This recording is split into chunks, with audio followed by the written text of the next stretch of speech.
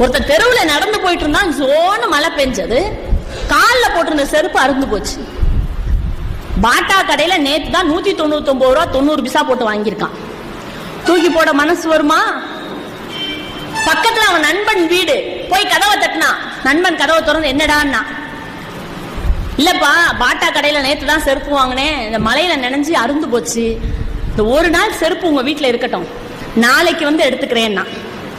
இந்த உள்ள இருந்த நண்பன் சொன்னா, அதனால என்னடா, இன்னும் 2 நாள் கழிச்சு கூட வந்து எடுத்துக்கோ, ஒன்னும் பிரச்சனை இல்லை, விட்டுட்டு போ, இங்க பத்திரமா இருக்கும், ஒன்னும் பிரச்சனை இல்லை, போயிட்டு வான்னா. இவன் போயிட்டான்.